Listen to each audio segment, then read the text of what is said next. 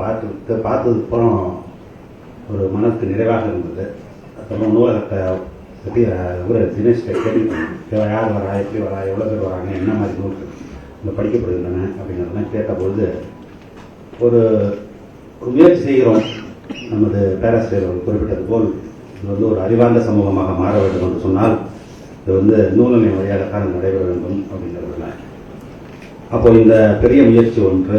அதற்கு பிறகு இது நூல்களை வாங்குவதற்கு அத்தனை நாட்கள் அதுக்கு செலவிட்டிருக்கிறோம். சென்னையில் அறிஞர் அண்ணா நூற்றாண்டு நூலகத்தில் தான் அதற்கான இயக்கம் இயங்கி கொண்டிருந்தது. அதில் வாரத்தில் 3 நாள் அங்கே போய் உட்கார்ந்து இத்தனை 1000 புத்தகங்களை செலக்ட் செய்வது அப்படிங்கிறதுக்கு அது பெரிய வேலை.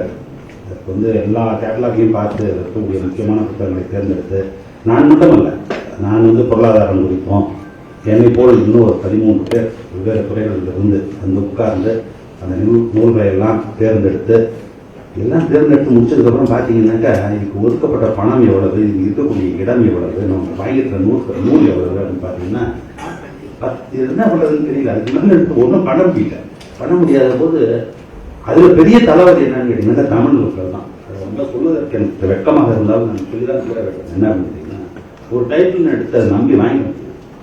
அதில் எத்தனை டூப்ளிகேட் நமக்கு தெரியாது.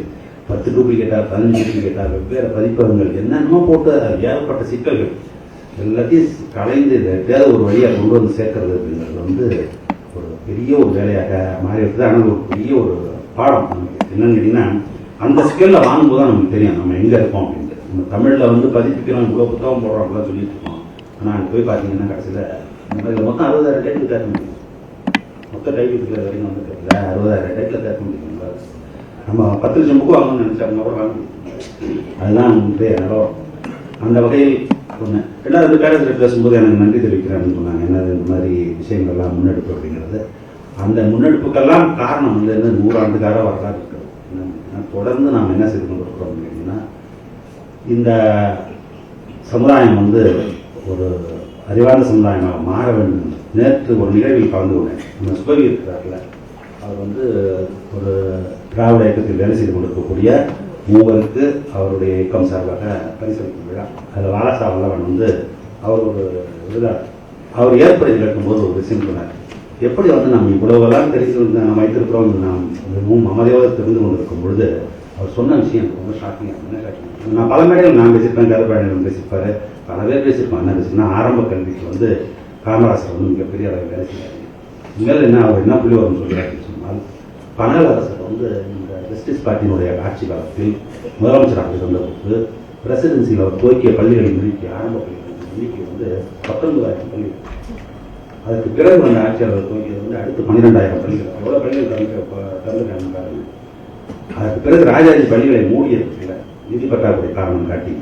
அப்பொழுது காமராஜர் முதல்வராகும் வாய்ப்பு வருகிறது.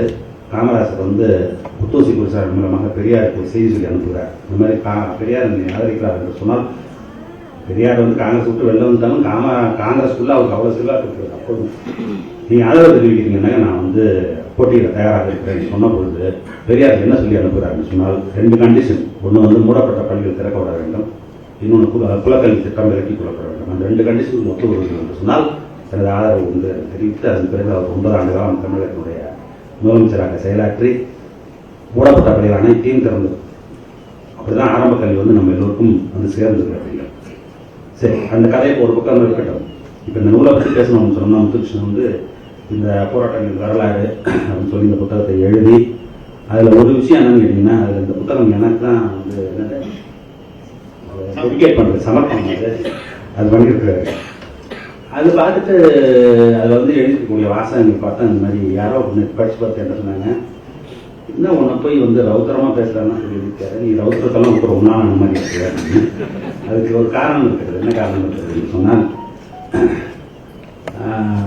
நம்ம பேராசிரியர் பிரபாகரன் அவர்கள் குறிப்பிட்டது போல் ஒரு 10 ஆண்டு காலம் கிட்டத்தட்ட இந்த தொலைக்காட்சி அப்படிங்கிறது ஒரு முக்கியமான ஊடகமாக வளர்ந்த பொழுது அது எழுதிட்டு தான் இருந்தேன். அப்பப்போ எப்பயாவது எழுதுவேன், தொடர்ந்துலாம் எழுத மாட்டேன், எப்பயாவது எழுதுவேன். அதுவும் எனது பத்திரிகை நண்பர்கள் என்னை மிகவும் வற்புறுத்தி என்னிடம் ஒரு எழுத்தை கட்டுரையாக வாங்குவது என்பது அவர்களுக்கு ஒரு பெரிய வேலை.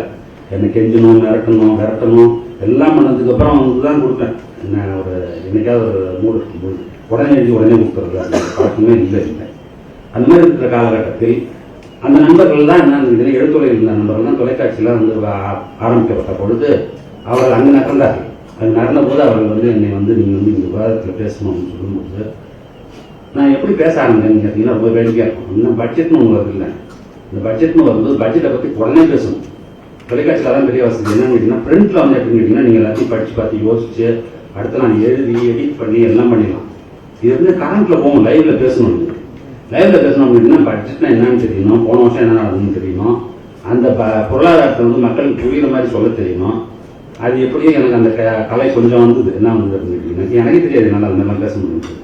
நான் வந்து லைவில் நல்லா இதுன்னு பேச முடியுது, முக்கியமான புள்ளிவரங்களை எடுத்து சொல்ல முடியுது. அந்த மாதிரி பேச ஆரம்பிச்சதுக்கு பிறகுதான் என்ன தெரிஞ்சுக்கிட்டீங்கன்னாக்கா ஒரு மாற்றம் நிகழ்வு. அதாவது எல்லாரும் என்ன நினைக்கிறாங்க அப்படின்னாங்க, நான் இந்த வலதுசாரி ஆட்சியாளர்கள் வந்ததற்கு பிறகுதான் நான் ரொம்ப காத்திரமாக பேசிக் கொண்டிருக்கிறேன். அதுக்கு முன்னால் நான் பேசுறதெல்லாம் அவருக்கு நினைவில் இல்லைன்னு நினைக்கிறேன். என்ன காரணம் அப்படின்னா இப்போ சன் தொலைக்காட்சி மட்டும்தான் இருந்தது. சன் தொலைக்காட்சியில் நான் பேசிய பேச்சுக்கள் இப்போ இல்லை. அப்போ யூடியூப் கிடையாது, அதனால யாரும் போடல. அவங்க சன் தொலைக்காட்சி வந்து ரொம்ப பொருளாதாரத்தில் ரொம்ப கவனமாக இருப்பாங்க. என்ன பண்ணுவாங்க அப்படின்னா டேப்லாம் நாசமாக வச்சுக்கலாம் தேவையில்லாத அப்படின்னு சொல்லிட்டு அடிச்சு வச்சு கேட்பாங்க. இப்போ மாதிரி டிஜிட்டல் கிடையாது, அப்புறம் டேப் தான். அதனால அந்த பேச்செல்லாம் போய்விட்டது. அப்போ யூபிஏ அரசாங்கம் இருக்கும்போது யூபிஏ அரசாங்கத்தை நான் எவ்வளவு கடுமையாக விமர்சித்து பேசியிருக்கிறேங்கிறதெல்லாம் இப்போ அந்த சான்றுகள்லாம் இல்லை. ஆனால் நான் அப்பொழுது இருந்து அந்த மாதிரி தொடர்ந்து பேசிக்கொண்டுதான் இருந்திருக்கிறேன். இப்பொழுது ஏன் பேசுவதில்லை என்று சொன்னால், இந்த பொறுப்பை ஏற்றுக்கொண்ட பிறகு முதலமைச்சர் என்னை கூப்பிட்டு சொன்ன விஷயம் என்ன அப்படின்னா, நீ இந்த மாதிரி வேலையெல்லாம் குறைத்துக் கொடுக்கணும், அது போகாது அப்படின்னு சொன்னதுனால இப்பொழுது நான் எந்த விவாதத்திலும் பங்கேற்பதில்லை.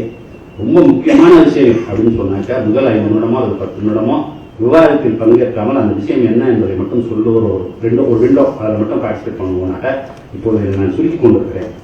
அது வந்து இந்த இப்பொழுது இருக்கக்கூடிய இந்த அமைப்பினுடைய கட்டாயத்தின் காரணமாக, ஏன்னா ஒரு தலைமை செயலாளர் அந்தஸ்தில் இருக்கக்கூடிய நான் அரசை பிரதிநிதிப்படுத்த கொடுத்தாரு. நான் என்ன செய்ய முடியாது அப்படின்னாக்கா அதில் இன்டர்ஜ் ஆக முடியாது. என்ன இன்டர்ஜ் ஆக முடியாது, போய் ஏடி போட்டி பேசுகிற இடத்துல போய் நான் நின்றுட்டு அது பதில் சொல்வது அப்படிங்கிறது வந்து பொருத்தமாக இருக்காது அப்படின்றதுனால நான் செல்வதற்கு எனக்கு தடை இருக்கிறதுனால நான் இப்போ அந்த வேலையெல்லாம் செய்ய முடிவதில்லை.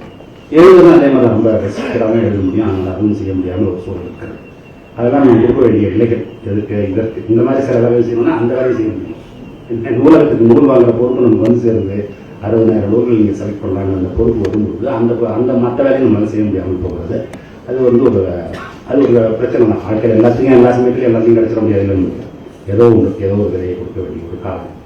சரி, இப்போ இந்த நூலை பற்றி பேசணும்னு சொன்னாங்க. முத்துகிருஷ்ணன் வந்து இந்த நூலை எழுதிவிட்டு நான் வந்து இந்த மதுரை புத்தக விழா ஏபி எந்த புத்தக விழாவுக்கும் மதுரையில் அழைக்கிறேன்னு அவர் ரொம்ப வருத்தப்பட்டார். என்ன அழைச்சாங்க அதனால் முத்துகிருஷ்ணன் கேட்டீங்க நினச்சிக்காதீங்க. அப்போது மாவட்ட ஆட்சித்தலைவராக தஞ்சாவூர் கூட்டு என்ன செஞ்சுக்கிட்டீங்கன்னா அந்த பத்திரிகை எனக்கு வந்து புத்தக விழா பத்திரிகை அனுப்பிச்சோன்னு என்ன பண்ணேன், அந்த நூலை இது இருக்குல்ல இயக்குனர் அவர் இப்போ கூப்பிட்டு இந்த பத்திரிகை யாரும் வந்து பேசுகிறாங்க ஒரு லிஸ்ட் எடுத்து நீ யோசிச்சு அனலைஸ் பண்ணி எனக்கு சொல்லு. அவர் எனக்கு ஒரு மீன்ஸ் கற்றுக்கிட்டாங்க. ஐயோ பதில் போடல, அது பதில் அந்த எமோஜி இருக்குல்ல கரை வச்சுக்கிற எமோஜி அது பதில் அதான் பதில். அப்படியே என்ன கேட்டீங்கன்னாக்கா முன்னாடிலாம் வந்து புத்தக விழான்னா 4 இடத்துல நடக்கும், 3 இடத்துல நடக்கும். அதனால ஒன்றும் பிரச்சனை இல்லை. இப்போ எல்லா மாவட்டங்களும் நடக்கும். எல்லா மாவட்டங்களும் நடக்கும்போது எல்லா மாவட்டங்களும் நடக்கிறதுக்கு பேச்சாளர் வேணும். புத்தகம் பேசுறதுக்கு ஆள் இல்லை. பேசுறதுக்கு ஆள் 7 நாளைக்கு நடக்கணும், 10 நாளைக்கு நடக்கணும், 15 நாளைக்கு நடக்கணும், ஒரு நாளைக்கு 3 பேர் இருக்கணும். எத்தனை பேர் இருக்காங்க ஆள்? அப்போ ஒரே செட்டாக தான் சுற்றி வந்துட்டு ஒரு ஊரா போறதும் வரதும். இதுல 10வது என்னன்னா லோக்கல் அளவில் பேசணும்னு சொன்னாக்கா யாரோ பேசி காலத்தை ஓட்ட வேண்டிய காலம் வந்துச்சு. எல்லாம் எப்பயுமே பார்த்தீங்கன்னா ஃபர்ஸ்ட் ஆரம்பிக்கும் போது எல்லாம் சீரியஸாக ஆகும். 2வது வரும்போது 3வது வரும்போது என்ன ஆகுதுன்னா ஆப்வியஸாக டைல்யூட். ஒன்று 2வது என்னன்னா அரசு ஒரு திட்டத்தை செயல்படுத்தும் போது என்னன்னு கேட்டீங்கன்னா யார் தலைமைனா கவனம் வந்து அது வந்து அந்த திட்டம் ரொம்ப சிறப்பாக செயல்படும். உடல் அந்த நூலகத்தை கட்டி முடிக்கணும்னு வச்சுக்கோங்களேன். நூலகத்தை கட்டி முடிக்கிறதுக்கு அமைச்சர் பொதுப்பணித்துறை அமைச்சரும் நகராட்சித்துறை அமைச்சரும் எத்தனை தடவை இருப்பாங்க நினைக்கிறீங்க? ஏன்னு கேட்டீங்கன்னா சிறப்பாக கட்டி முடிக்கணும் அப்படின்னா அவங்களுடைய கவனத்தில் இருந்தால் தான் நடக்கும். அதற்கு பிறகு என்ன ஆகும் அப்படின்னா மெயின்டெனன்ஸ்ல இருக்கா இல்லைன்னு பார்க்கறது வந்து வேற டிபார்ட்மெண்ட் ஆனதுக்கப்புறம் அவர் கேட்டீங்கன்னா சொல்லுவார், என்ன சார் அது காசு வரல சார், இது காசு வரல சார், பண்ண முடியல சார். நம்ம அண்ணா நூற்றாண்டு நூலகத்தை போய் பார்த்தீங்கன்னா 10 வருஷத்துக்கு எத்தனை வருஷத்துக்கு முன்னாடி அந்த மாதிரி கட்டிச்சுன்னா பிரமிப்பா இருக்கும். ஆனால் உங்களுக்குலாம் தெரியுமா எனக்கு அண்ணா நூற்றாண்டு நூலகத்திற்கு மாத கட்டணம் மின்சார கட்டணம் வந்து 45 ரூபாய். எவ்வளவு பெரிய செலவு பண்ணுறது, அது எப்படி நடத்துறது? அப்போ இவ்வளவு பெரிய வேலை செலவு செய்து நான் அவர்கிட்ட பேசிட்டு இருக்கும்போது இவங்கெல்லாம் உட்காந்து ரூம்ல தான் சொன்னேன். என்ன சொன்னாங்க அப்படின்னா, ஒரு துறையை நான் நடத்துகிறோம்னு சொன்னால் ஒரு பர்பஸ்க்காக நம்ம செய்யணும், எல்லாரும் மக்களை அறிவான சமுதாயமாக இருக்கணும்னு சொன்னா அது என்ன போய் சொல்லி போகும் சமயத்தில் அப்படின்னா காம்படிட்டிவ் எக்ஸாம் ப்ரிப்பேர் பண்ணுற இடமா எடுத்து அந்த மாதிரி நடந்து விடக்கூடாது. அது மாதிரி நடந்து விடக்கூடாதுன்றதுல அவர்கள் குழந்தைகளுக்கான பகுதியில் ஆரம்பித்து வச்சிருக்கிறார்கள். இந்த மாதிரி பல பகுதியில் ஆரம்பித்ததெல்லாம் முழுசாக இன்னும் பார்க்கல. ஆனால் எல்லாத்துக்கும் வந்து மதுரை மக்கள் அதனை பயன்படுத்தி அது வந்து பயன்படுறது மட்டும்தான் இந்த திட்டம் எதற்காக செயல்படுத்தப்பட்டதோ அதில் வந்து நாங்கள் வெற்றி பெறுவோம். இல்லை என்று சொன்னால் அது மிகவும் பர்பஸ் புரிஞ்சு போய் வேற எங்கேயா போயிடும். சரி, எங்கேயோ போயிருக்கு திருப்பி. இந்த புத்தகம் வந்து பார்த்தீங்கன்னு சொன்னாக்கா போராட்டங்கள் வரல. மொத்தம் வந்து 48 போராட்டங்கள், 48 போராட்டங்கள். இது எல்லாத்தையும் நான் என்ன பண்ணேன் அப்படின்னா வகைப்படுத்தி தரேன். அது அப்ப இருந்து ஒரு பழக்கம் என்ன எல்லாத்தையும் அந்த புள்ளி வரங்களை எடுத்து எப்போ பார்த்தாலும் வகைப்படுத்தி எதை பார்த்தாலும் வகைப்படுத்தி பார்க்குறேன். பெர்னாட் போன ஒரு ஆந்த்ரோபாலஜிஸ்ட் அவர் ரொம்ப ஃபேமஸான ஒரு ஸ்டேட்மெண்ட் சொன்னார். என்ன ஸ்டேட்மெண்ட் சொன்னாருனாக்கா, எவன் எப்படி பார்ப்பான் அப்படின்ட்டு. எப்படி பார்ப்பான் அப்படின்னு பார்த்தீங்கன்னா, ஒரு கண்ட்ரி போகுதுன்னு வச்சுங்களேன், ஒரு என்ன இருக்கான்னு வச்சுக்கோங்களேன், ஒரு ஜுவாலஜி படிக்கும் அவனா இருந்தாங்கன்னா அவன் என்ன செய்வானா அது கண்ட்ரியா பார்ப்பான். அதே ஒரு நியூட்ரிஷன்ஸ் பார்த்தாங்கன்னா அந்த ப்ரோட்டீனை தான் பார்ப்போம். அந்த கண்ட்ரி ஒரு ஒன்று கண்டுபிடிச்சு அது மாதிரி எனக்கு வந்து இந்த எக்கானமிக்ஸ் இருக்கிற முறையில் எதை பார்த்தாலும் நெக்ஸ்ட் பார்த்தா அதை தொகுத்து பார்த்துடணும். உடனே எத்தனை நம்பர் எதில் வருது, எந்த நம்பர் எத்தனை வருது. அது மாதிரி பார்க்கும்போது இந்த கட்டுரைகள் எழுதி எண்ணி பார்த்து இது எந்த வகையாக பிரிக்கலாம்னு சொல்லி எண்ணி பார்த்து வரிசையாக வகைப்படுத்திட்டே வர கேட்லாக் பண்ணி பார்ப்போம்ல. அந்த மாதிரி எண்ணி பார்த்தா 45 டேரக்டா வந்து என்ன சமத்துவத்துக்கான போராட்டம். 3 இன்டேரக்டா போருக்கு எதிராக அந்த மாதிரி விஷயங்கள்லாம் வரல. அதுவும் ஒரு வகையில் சமத்துவத்துக்கான போராட்டம் தான். இது சமத்துவத்துக்கான போராட்டம் தான் உலகம் முழுவதும் மனிதனை வந்து என்ன போராட தூண்டிக்கொண்டே இருக்கிறது. அது ஆணுக்கும் பெண்ணுக்குமான இருக்கலாம், நிலத்துக்கானதாக இருக்கலாம், மதத்துக்கானதாக இருக்கலாம், அல்லது ஜாதிக்கு எதிரானதாக இருக்கலாம். எல்லா இடத்துலையும் வரலாற்றில் வந்து அதுதான் நடந்து கொண்டே இருக்கிறது. அது நடந்து கொண்டு இருக்கும்போது அது எது அவர்களை வழிநடத்துகிறது? அறம்னு ஒன்று இருக்கு. இது சரியில்லைடான்னு நினைக்கலாம். சரியில்லைன்னு நினைக்கும் போது தான் இந்த போராட்டம். சரி, இப்போ அப்படி பார்த்தா நம்ம வரலாறு எடுப்பாங்க. 100 வருஷம் வரலாறு நான் அவங்கள்ட்ட சொல்கிறேன். 100 வருஷம் வரலாறுல என்ன அப்படின்னு கையை கட்டி தலை முனிந்து ஃபுல்லாக வந்து எடுத்து இடுப்பில் கட்டிக்கொண்டு காலில் செருப்பு இல்லாமல் தெருவில் நடக்க முடியாமல் யாரையாவது கண்டா ஒதுங்கி இருக்க வேண்டிய ஒரு சமுதாயத்தில் அதுதான் வந்து என்னன்னா ஆர்டர் ஆஃப் த டே. இந்த ஆர்டர் ஆஃப் த டேல ஒருத்தன் யோசிக்கிறான், இது என்ன ரொம்ப அக்கிரமமாக இருக்கு அப்படின்னு சொல்லிட்டு. நாங்கள் இதுக்கு அடிப்படைய மாட்டோம்னு முதல்ல யோசிக்கிறோம். அதை பற்றி ஒரு கருத்தாக்கத்தை உருவாக்குவதும் அதை குறித்து பேசுவதும் அதுக்கு எவ்வளவு மன தைரியம் யோசிச்சு பாருங்க. எனக்கு பெரியாருடைய பழைய பேச்சுக்களெல்லாம் படித்து பார்க்கும்போது எனக்கு ஆச்சரியமா இருக்கும். என்ன ஆச்சரியமா இருக்கும், நம்ம சாதாரண சும்மா சொல்லிட்டு போகிறோம், என்ன சொல்லிட்டு போகிறோம். அவர் வந்து அவர் மேல் மலம் வீசப்பட்டது, செருப்பு வீசப்பட்டது, அது வீசப்பட்டது. இப்போ நானும் கதையை கருப்பண்ணலாம் போய் பிளேனில் பறந்து போயிட்டு 3 ஸ்டார் ஹோட்டலில் தங்கிட்டு என்ன இன்னோவா காரில் போயிட்டு ஏசி ஆஃப் பண்ணு சொல்லிட்டு காரில் கொடுத்தாங்க. யோசிச்சு பாருங்க, ஏசி ஆஃப் பண்ண எல்லாத்தையும் நிறுத்துன்னு சொல்லிட்டு இவ்வளோ பெரிய ஹாலில் இந்த மாதிரி லைட்டை போட்டு உட்காந்துட்டு என்ன இந்த மாதிரி கூட்டம் நடத்தி பேசிக்கிட்டு இருக்கோம். அவர் அந்த மாதிரி காலத்தில் போய் நின்றுட்டு அறிவு கடை அவங்களுக்குலாம் அது எத்தனை மணி நேரம்? 4 மணி நேரம், 5 மணி நேரம், 6 மணி நேரம் ஒரு நிகழ்ச்சி சொல்லுவாங்க. என்ன சொல்றாங்க அப்படின்னா, பெரிய இதுக்கு சீர்காழியில் அவர் வந்து வரவே கூடாது.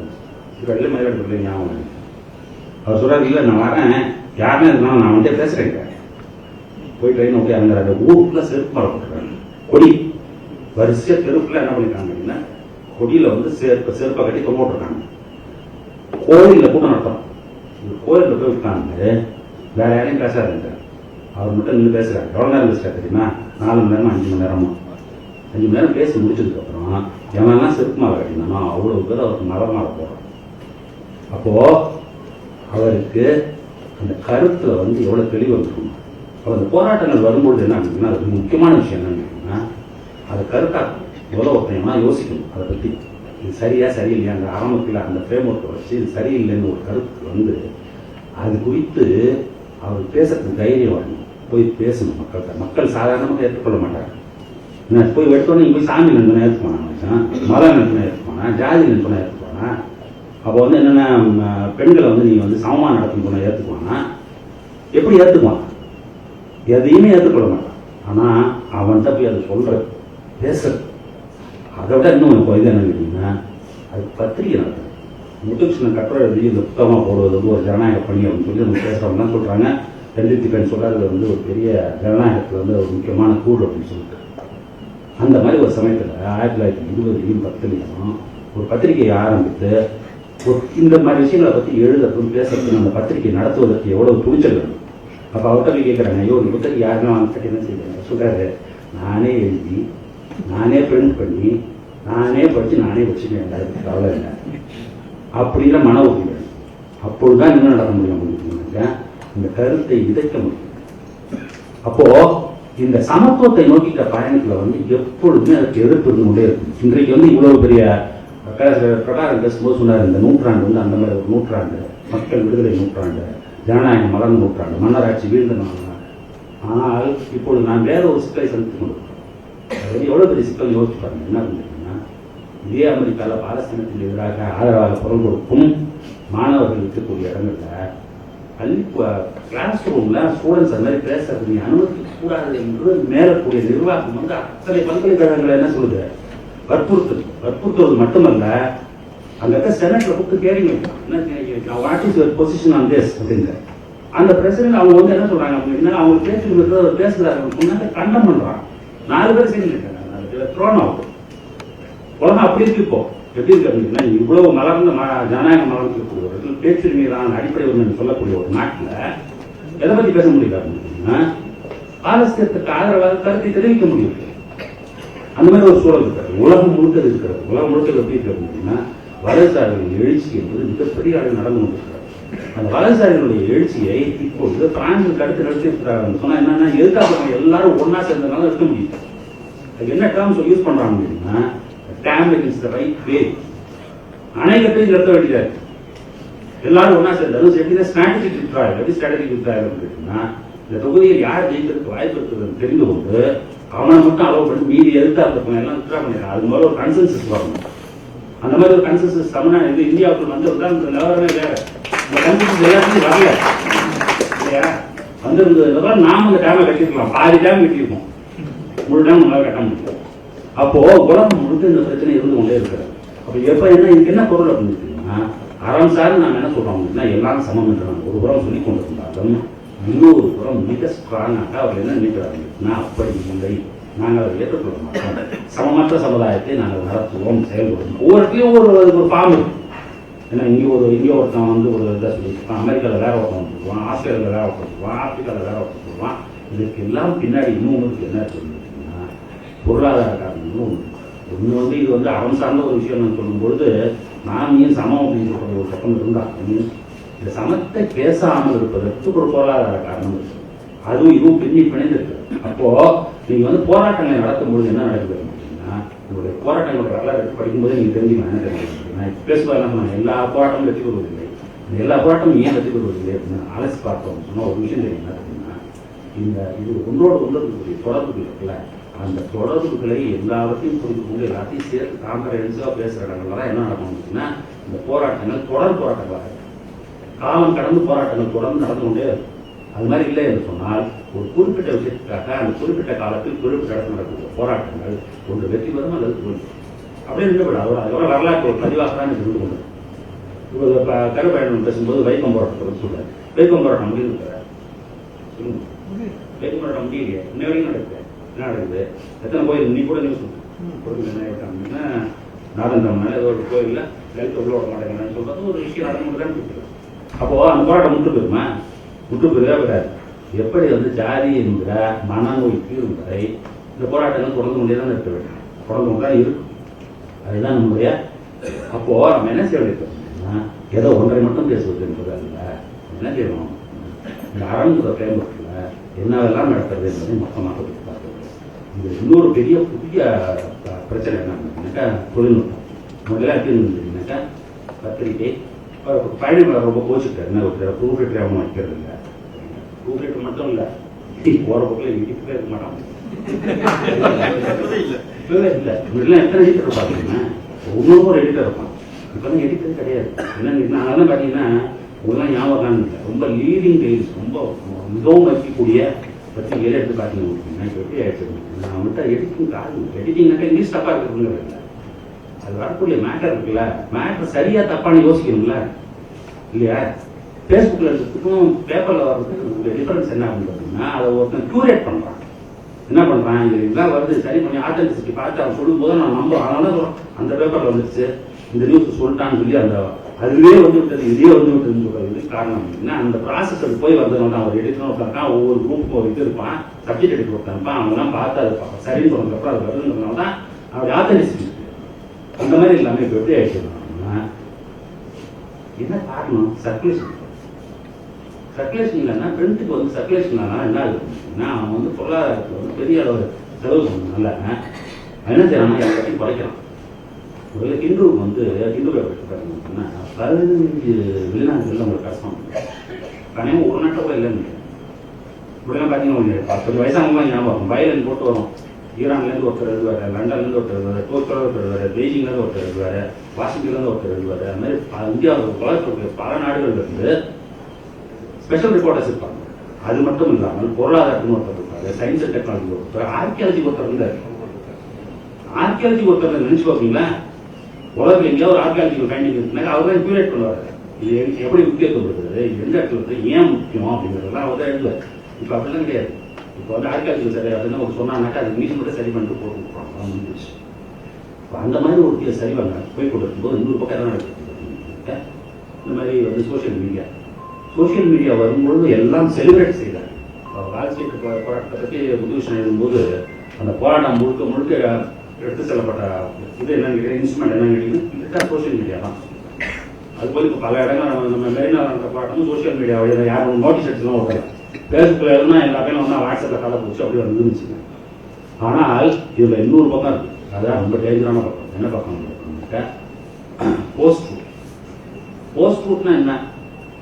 போஸ்ட் ரூட்ல என்ன பொய்யாது, பொய்னு தான் உண்மைன்னு ஒன்று இருக்குல்ல. போஸ்ட்டுக்கு பொய்யும் கிடையாது, உண்மையும் கிடையாது. அதுதான் என்னுடைய விசேஷம் மட்டும் அதாவது ஒரு பெரிய டேஞ்சரே. என்ன டேஞ்சர் பண்ணீங்கன்னா, எவன் அதை காட்டி முன்னு பொய்ன்னு சொல்ல முடியாது, அதை பற்றி அவன் கவலையும் பண்ணணும். அந்த உலகமே வேற. அந்த உலகம் என்ன அப்படின்னா, அந்த உலகம் வெரிஃபை பண்ணுறதுக்கு அது வேலை கிடையாது. அல்லது அது யாருக்கும் அட்டாக் அப்படின்னா ஒன்றும் கிடையாது. அடிச்சு விட்டு போயிட்டே இருக்கிறது தான். புல்ஷிட்டிங்னு சொல்கிறோம்ல, லைவ் வேற புல்ஷிட்டிங் வேற. லைவ் வந்து என்ன தெரியுன்னா, ட்ரூத் உனக்கு ப்ரூஃப் இருக்கிற சொல்றவனுக்கே தெரியும் என்ன சொல்றான், போய் சொல்றாங்க. ஆனா புல்ஷிட்டிங் பண்றவன் என்ன தெரியாது கேட்டீங்கன்னா, அவன் என்ன சொல்றான் அதான் நிஜம் நம்புவான். இப்ப ட்ரம்ப் நம்பிட்டு இருக்காருன்னு நான் ஜெயிச்சிட்டேன், என்ன என்கிட்ட எலெக்ஷன் திருப்பிட்டாங்க அந்த சொல்லிட்டு இருக்கான். அவன் சுற்றி போனான், நம்புறான், போய் அங்கே போய் கல்ல விட்டு அடிக்கிறான், சோடா பாட்டு அடிக்கிறான், எல்லாம் பண்றான். திருப்பி வேற எலெக்ஷன் நிற்க போறாரு. அதுதான் வந்து ரொம்ப டேஞ்சரான இடம். நீங்க அவன்கிட்ட போய் இவர் வேற கான்ஸ்டியூஷன் டெமோக்ரஸிலாம் வச்சு பாடாட்டு முத்துவிஷ்ணன் என்னன்னு அவன் போஸ்ட் கொடுக்குறாங்க, இதெல்லாம் என்னன்னு தெரியுமா, அப்படி கவலைப்படுவான் அவன். அப்போ நம்ம போராட்டம் என்பது எங்க இருக்கிறோம்னா, ஒரு பக்கம் சமத்துவத்துக்கான போராட்டத்தை தொடர்ந்து செய்து கொண்டிருக்க அதே வேளையில் அது எந்த யாரோட போராட்டம் யோசிச்சு பாருங்க. நீங்க வந்து சமத்துவத்துக்கு எதிரானவங்க ஒருத்தன் சொன்னவங்க நீங்க போராடினா, இன்னொருத்தன் சமத்துவம் ஒண்ணுமே கிடையாதுன்னு சொல்றான் பார்த்தீங்களா, அப்படின்னா இதுக்குள்ளே அவன் பேச மாட்டான். இது உங்களுக்கு நல்லா புரியணும்னா என்ன சொல்லணும், அன்றாடம் நடக்கக்கூடிய விவாதத்தில் பங்கு பெறும் வலதுசாரி இருக்காங்கல்ல, அவன் ஆங்கருக்கு அவனுக்கு சம்மந்தமே கவனிச்சுட்டு இருக்கிறேன். ஆங்கர் ஏதோ உலகிட்டு இருக்க மாதிரி நம்ம பார்த்தாரு. ஆங்கர் நம்ம ஆளுநர் கேட்பேன், ஐயோ எப்படி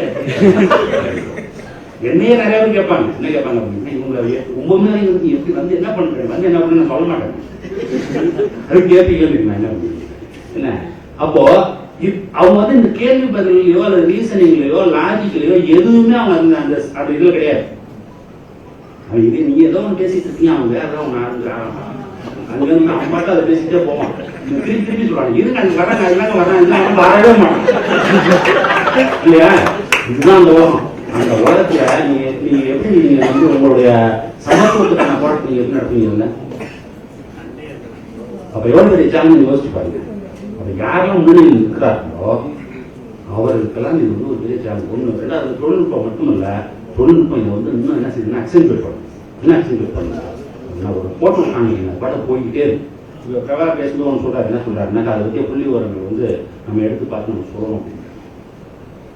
நம்ம அந்த புள்ளி விவரத்தை தேடி எடுத்து ஏன்னா அதை அனலைஸ் பண்ணி என்ன நான் பார்த்தா நான் அந்த சொல்லிட்டு வர்றதுக்குள்ள கேட்டால் 100 கருகள் போயிடும். இப்போ அது என்ன பண்ணிருக்காங்க, 100 விஷயம் தெரியும் உங்களுக்கு.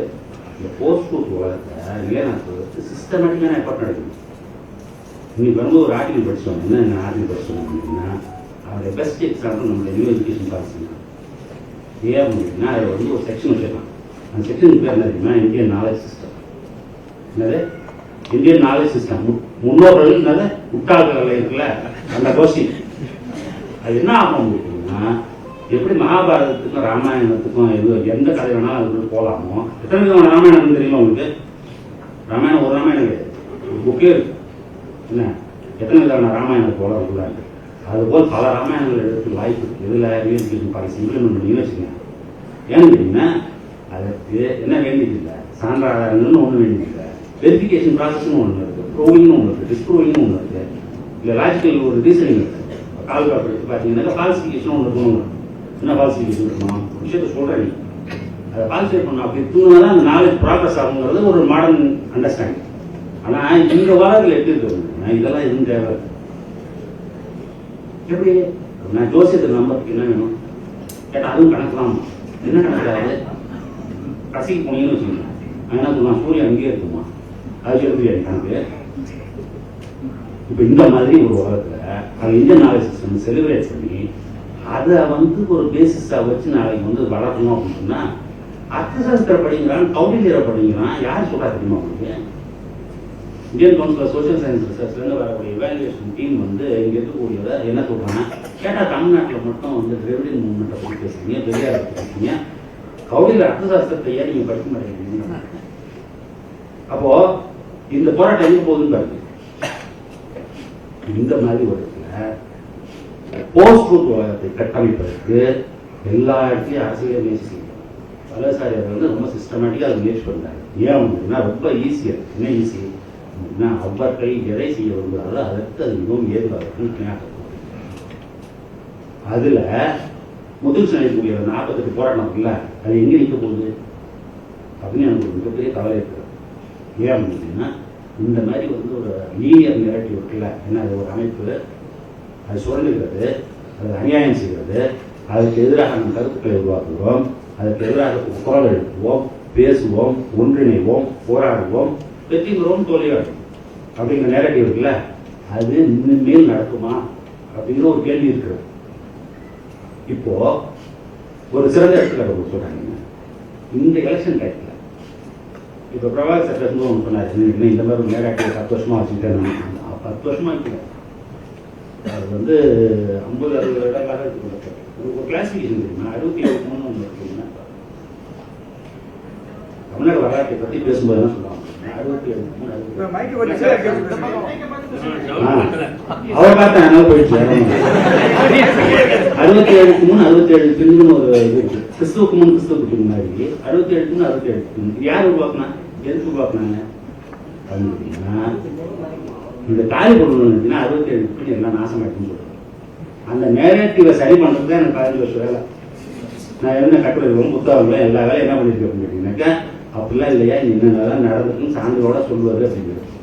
இதை நான் சொல்லி முடிக்கிறதுக்குள்ள இப்போ நீங்கள் சொன்ன கதையெல்லாம் நான் கூப்பிட்டு போயிட்டே இருக்கேன். என்ன சொல்லியிருக்கேன், இது யாரும் ஒருத்தம் சொல்றது இல்லை, எல்லா பேரும் தெரிஞ்சு சொல்லுவோம். அதான் அதில் பெரிய பிரச்சனை. ஆனால் ஒருத்தம் சொன்னால் கூட நம்ம சமாளிக்கணும். பல ஆங்கிலேருந்து வரும் இதே பிரச்சனை. ஏன்னு கேட்டீங்கன்னா ரொம்ப ஈஸி. இந்த கவுண்ட் அப்படி சுற்றி விட்டு அம்பாட்ட போயிட்டே இருக்கும். அப்போ நான் ஒரு ஸ்ட்ராட்டஜி என்ன சொல்லிட்டு இருக்கேன், எனக்கு யாராவது ஃபோன் பண்ணாங்க வச்சுக்கோங்க, ஃபோன் பண்ணி என்கிட்ட கேட்பாங்க. ஏன்னா இப்போ நான் பேச்சுலர் படிச்சது இல்லை, ஆனால் என்கிட்ட கேட்பாங்க, டெய்லி யாராவது கேட்பாங்க. ஒன்று ஆண்டரா கேட்பாங்க, இல்லை பேட்ஸ்மேன் யாராவது கேட்பாங்க. நான் சொல்றது மாதிரி என்கிட்ட கேட்காத வாய்ப்பு அடிச்சு. ஏன்னா அவன் தான் பண்றான், நீ ஏன்டா மறந்துட்டு என்ன வேலையா வேலை வந்துருக்கீங்க. நான் போயிட்டு சொல்லணும், நான் விடையோ அதெல்லாம் 100% சொல்லி அப்ப அப்படி சொன்னா அதோட போய், ஏன்னா அவனும் அதை போய் பார்க்க போறது அவங்க சில வரல அப்படின்னு சொல்றது திருப்பி ஒன்று போகுது, அதை முடிஞ்சு போக்குவரத்து போயிட்டே இருக்கான். அவன்கிட்ட போய் நீ சொன்ன தப்பா இருந்தாங்க, அதை பற்றி வர மாட்டான். அப்படியே தொடச்சி போட்டு அவன் மேலே போயிட்டு இருப்பான். ஏன்னா அந்த உலகம் அப்படிப்பட்ட உலகம். அந்த உலகத்தில் நாம் வசித்துக் இருக்கிறோம், வாழ்வு கொடுக்கிறோம். அதில் தான் நம்ம இந்த போராட்டத்தை தக்க வைத்துக் கொள்ள வேண்டிய ஒரு காலத்தில் இருக்கிறோம். அப்பொழுது நம்ம வியூகங்கள் என்னவாக இருக்க வேண்டும், எப்படி இருக்க வேண்டும். எனக்கே ஒரு சந்தேகம் என்ன நினைமாட்டேன், நான் சொல்லிட்டு இருந்த வேலையெல்லாம் தொடர்ந்து செய்யறோம்னா அப்பா இருக்குன்னா எனக்கு தெரியல.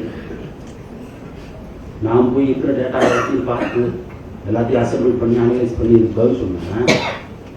யாராவது 10 பேர் கேட்டீங்கன்னா பெரிய விஷயம். கருமனை சொல்லிட்டு இருக்காரு, அதெல்லாம் ஆதாரபூர்வமாக சொல்லுவார். ஆதாரபூர்வமாக சொல்றதுக்கு தேவை இருக்காங்க. ஏன்னு கேட்டீங்கன்னா சோசியல் மீடியாவில் இப்போ அப்படி ஓடி அப்படிப்பட்ட உலகத்தில் நாம் எப்படி இந்த இந்த சமத்துவத்துக்கான போராட்டம் இது வந்து இருந்துட்டே தான் இருக்க போகுது. அதை எப்படி நாம் முன்னெடுக்க போகிறோம், என்ன வழியில் முன்னெடுக்க போகிறோம் என்பதெல்லாம் நாம் முன்னெடுக்கக்கூடிய மிகப்பெரிய கேள்விகள். நமக்கு வந்து அது தெரியல என்ன செய்ய போகிறோம் அப்படின்ட்டு. ஏன்னா அவ்வளோ வேகமாக இது அன்ஃபோல்ட் ஆகிட்டே இருக்கும்.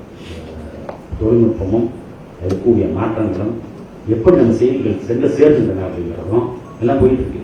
என்னன்னு நம்ம இந்த மாதிரி இதெல்லாம் கூட்டம் போட்டு அரங்கு கூட்டம் போட்டு இதெல்லாம் வந்து ரொம்ப ரேர். கருப்பழகம் சொன்ன மாதிரி மதுரை நகரத்தில் இந்த மாதிரி ஒரு கூட்டம் பெரிய பேர் வந்து சென்னை நீங்கள் சொன்னீங்கல்ல, சென்னையில் வந்து 20 பேர் வந்தால் பெரிய விஷயம், 30 பேர். அண்ணா இது அண்ணா நூற்றாண்டுக்கு இவ்வளோ பெரிய அரங்கு இல்லை, ஒரு அரங்கு இருக்கு.